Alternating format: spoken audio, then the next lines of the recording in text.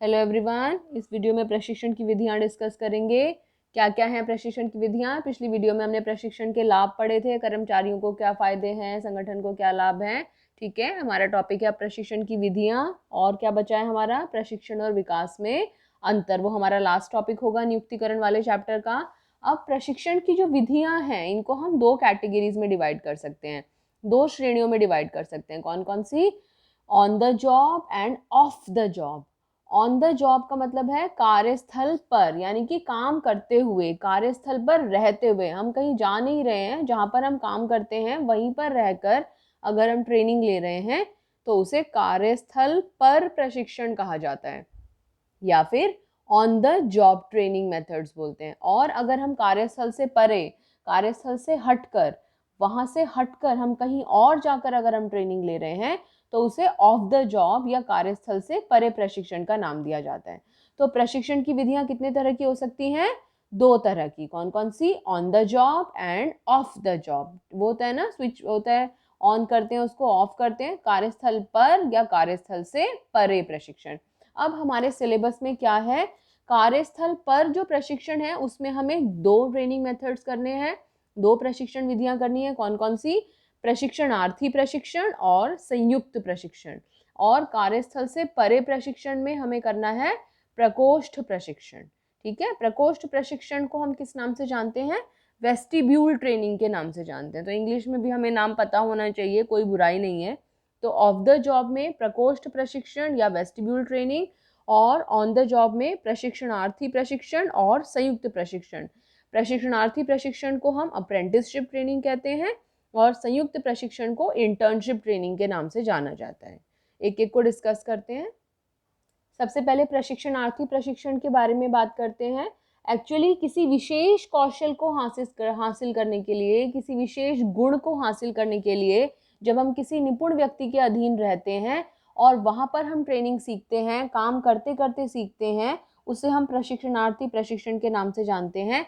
किस किस तरह के काम के लिए हम प्रशिक्षणार्थी प्रशिक्षण का इस्तेमाल किया कर सकते हैं आमतौर पर, ये हमें ज़रूर पता अगर होना चाहिए, क्योंकि ऑब्जेक्टिव टाइप क्वेश्चंस के लिए या केस स्टडी में आइडेंटिफाई करने के लिए ये हमारे बहुत काम आता है। तो किस किस तरह के कार्यों के लिए प्रशिक्षणार्थी प्रशिक्षण का इस्तेमाल किया जाता है? प्लम्बर का काम सीखने के लिए, बिजली का काम सीखने के लिए, लुहार का काम सीखने के लिए। तो इस तरह के काम सीखने के लिए कोई भी व्यक्ति किसी एक्सपर्ट के अधीन रहता है, किसी निपुण व्यक्ति के अधीन रहता है और काम करते करते सीखता है, कार्यस्थल पर सीखता है। और जब वो काम करना सीख जाता है तो फिर वो उस आदमी से अलग होकर, उस प्रशिक्षित या निपुण व्यक्ति से अलग होकर इंडिपेंडेंटली, स्वतंत्र रूप से अपना काम कर सकता है। तो प्रशिक्षणार्थी प्रशिक्षण किस लिए? विशेष कौशल हासिल करने के लिए। किस तरह के कार्यों के लिए? प्लम्बर, बिजली या लुहार का काम सीखने के लिए। और कैसे दिया जाता है प्रशिक्षणार्थी प्रशिक्षण? प्रशिक्षणार्थी को किसी निपुण व्यक्ति के अधीन रखा जाता है। निपुण मतलब किसी एक्सपर्ट के अंतर्गत रखा जाता है। और कितनी ड्यूरेशन के लिए, कितनी समय अवधि के लिए प्रशिक्षणार्थी कार्यक्रम आयोजित किया जाता है? एक विशिष्ट अवधि के लिए। देखिए, डिपेंड करता है कि प्लम्बर का काम वो कितने समय में सीख सकता है, बिजली का काम वो कितने समय में सीख सकता है। तो हम यहाँ पर ये नहीं कह सकते कि 6 महीने का प्रशिक्षणार्थी कार्यक्रम होता है, 3 साल का प्रशिक्षणार्थी कार्यक्रम होता है। ये दो बातें हैं, एक तो क्या सीख रहा है उस पर डिपेंड करता है, और जो सीखने वाला व्यक्ति है वो कितना एक्सपर्ट है इस बात पर निर्भर करता है। तो प्रशिक्षणार्थी कार्यक्रम क्यों? विशेष कौशल हासिल करने के लिए। और किस किस तरह के काम के लिए? प्लम्बर का काम, बिजली का काम, लुहार का काम। कैसे? वो किसी निपुण व्यक्ति के अधीन काम करता है और जब सीख जाता है तो उससे अलग होकर अपना काम स्वतंत्र रूप से करना शुरू कर देता है। कितनी ड्यूरेशन? एक विशिष्ट अवधि, जिसके बाद में कि उसको एक एक्सपर्ट का दर्जा मिल जाता है। फिर वो भी चाहे अगर किसी को सिखाना चाहता है तो वो व्यक्ति भी सिखा सकता है। क्लियर है प्रशिक्षणार्थी कार्यक्रम? दूसरे प्रशिक्षण विधि की तरफ चलते हैं, और ये on the job training method है। हमारी दूसरी प्रशिक्षण विधि, वो भी ऑन द जॉब, कार्यस्थल पर प्रशिक्षण विधि में जो हम डिस्कस करेंगे वो है संयुक्त प्रशिक्षण। आपने बहुत सुना होगा संयुक्त प्रशिक्षण के बारे में, और अभी हम एग्जांपल्स डिस्कस करेंगे तो आपको याद भी आ जाएगा। संयुक्त प्रशिक्षण में क्या होता है? एक व्यावसायिक फर्म किसी शैक्षणिक संस्थान के साथ में, शैक्षणिक संस्थान का मतलब है, फॉर एग्जाम्पल हमने इंजीनियरिंग करी, 5 साल की अगर हमारी इंजीनियरिंग है तो 4 साल तो हमने किताबी ज्ञान हासिल किया। किताबी ज्ञान हासिल करने के लिए हम उस कॉलेज में जहाँ पर हमने एडमिशन लिया है वहाँ पर पढ़ रहे हैं, और 5वें साल में उस किताबी ज्ञान को वास्तविक रूप में देखने के लिए कि जो जो हमने किताबों में पढ़ा था वो कितना हम अप्लाई कर पा रहे हैं, वो देखने के लिए हम व्यावसायिक फर्मों में, व्यावसायिक संगठनों में या वास्तविक जगत में अगर हम जाते हैं और वहाँ पर अपने उस किताबी ज्ञान को लगाकर देख रहे हैं, तो ऐसे प्रशिक्षण को हम संयुक्त प्रशिक्षण बोलते हैं। संयुक्त क्यों? क्योंकि दो लोग मिल रहे हैं यहाँ पर। कौन कौन? शैक्षणिक संस्थान और व्यावसायिक फर्म, या फिर कह सकते हैं कार्यस्थल, जहाँ पर कि वो व्यक्ति उस काम को सीखता है। ऐसे डॉक्टर्स कॉलेज में जो अलग अलग क्या कहना चाहिए, हॉस्पिटल्स में जो कॉलेजेस बने हुए हैं वहाँ पर पहले वो पढ़ाई करते हैं, फिर वो हॉस्पिटल्स में जाकर वहाँ पर वास्तव में लोगों के साथ में बात करते हैं, पेशेंट्स के साथ में बात करते हैं और व्यवहारिक ज्ञान प्राप्त करते हैं।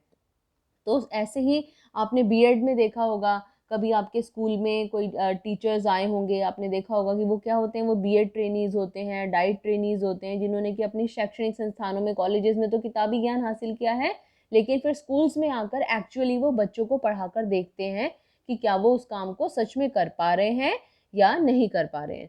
तो संयुक्त प्रशिक्षण में क्या होता है, व्यावसायिक फर्म और शैक्षणिक संस्थान, या हम कह सकते हैं यहाँ पर वास्तविक कार्यस्थल और शैक्षणिक संस्थान दोनों मिलकर एक व्यक्ति को तैयार करते हैं। तो ये संयुक्त प्रशिक्षण का एक्सप्लेनेशन है, और किस किस तरह के कार्यों के लिए इसका इस्तेमाल किया जा सकता है। इंजीनियर्स के लिए, डॉक्टर्स के लिए, टीचर्स के लिए संयुक्त प्रशिक्षण का प्रयोग किया जाता है। क्लियर है? तो ऑन द जॉब की दो विधियां हमने पढ़ी हैं, नंबर 1 प्रशिक्षणार्थी कार्यक्रम और नंबर 2 संयुक्त प्रशिक्षण। अब ऑफ द जॉब के बारे में बात करते हैं, जिसका केवल हमें एक ही डिस्कस करना है, वो है हमारा प्रकोष्ठ प्रशिक्षण या फिर वेस्टिब्यूल ट्रेनिंग।